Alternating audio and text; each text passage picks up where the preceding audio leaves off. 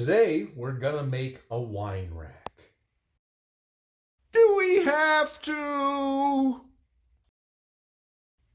Yes.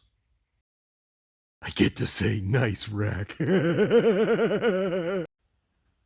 I'm Bill Arnold, and I'm working my wood.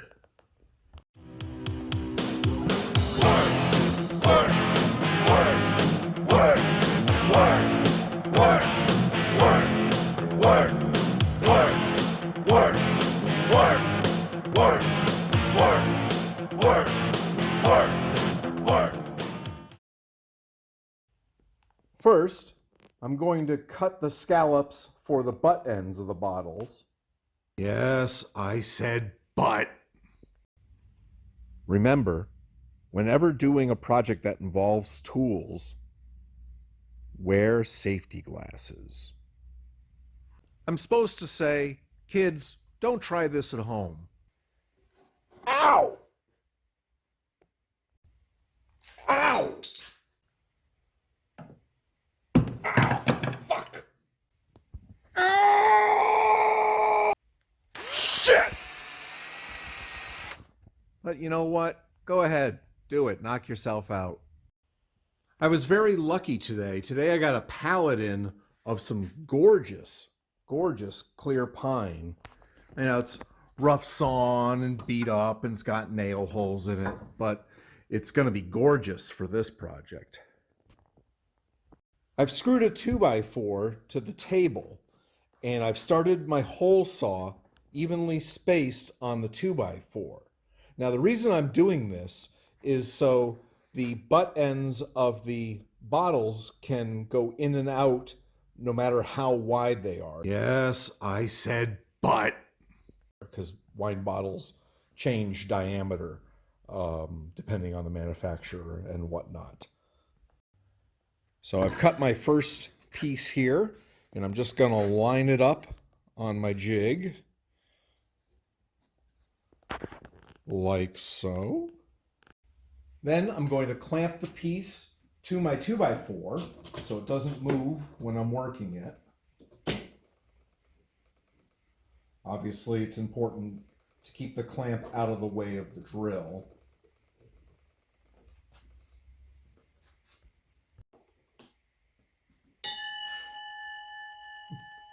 That's the dinner bell.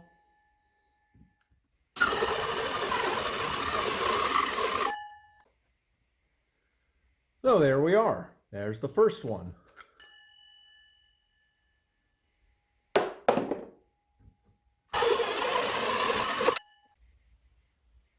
Now you may ask yourself, or ask me, why aren't you using a drill press from this? Obviously, a handheld screw gun with a hole saw in it is a lot of torque to put on your arm. And the answer is that here at my shop, my drill press is hooked to a table at a specific distance so it can't be moved. Obviously, if you own a drill press, that's the way to do it. But this did a pretty damn good job. And the nice thing is once you've made your first cut on all of these here, it'll cut a lot faster. I mean, obviously we're using pine, so pine cuts like a dream anyway, as long as your hole saws are sharp. That's 5 pieces. Enough for a 20 bottle rack, which, you know, if you need more than that, then make a bigger one.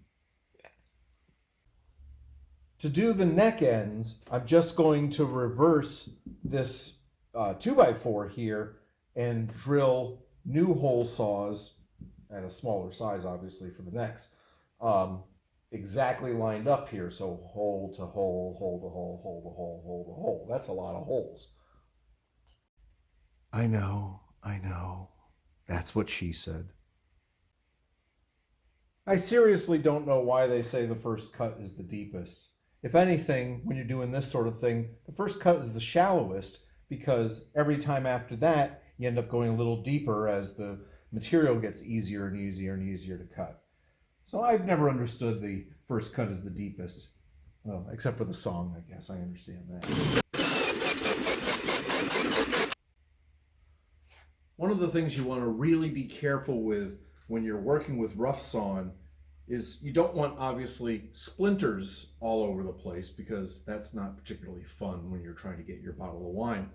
But what you do want to do is make sure that you don't sand it so smooth that it's not really rough sawn anymore. It's just sort of poorly sanded material. So what I tend to do is I tend to take a sanding belt and just, without a block, I just sort of knock the high parts off. If you can see that there. So there's a little bit right back there. There we go. All sanded up.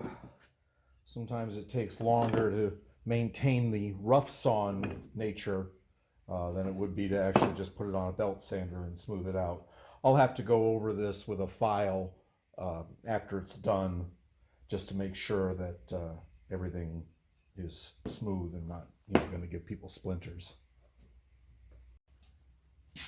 Yeah, Mr. Rack, or can I call you Wine? I'm just looking at your file.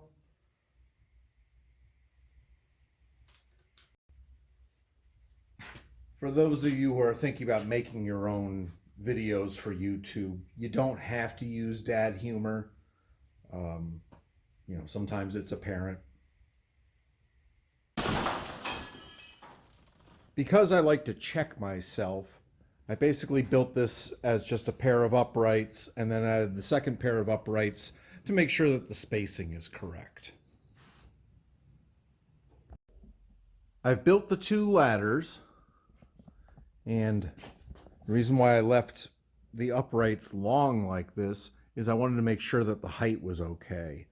So now I've set my width, and now I'm going to make cross braces. I'm going to make half lap joints to tie the two uprights together, and normally I would use a router to cut half of this material away, but given that I'm doing rough sawn, I'm going to use the radial arm saw here, and I have the blade up and lines drawn on the piece where I want to do my lap joints.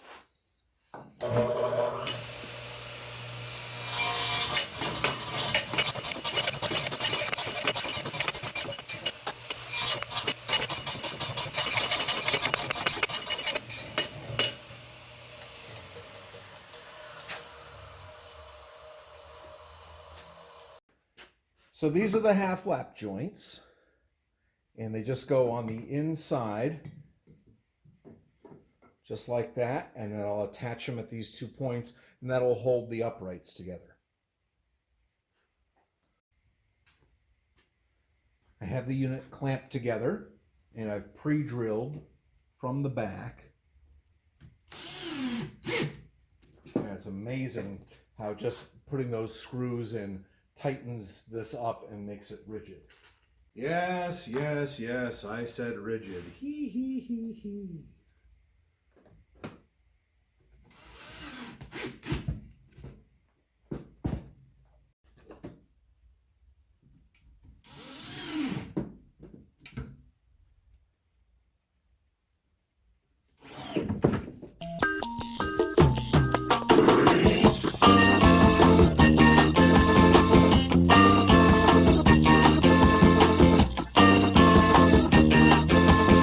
Thanks for joining me.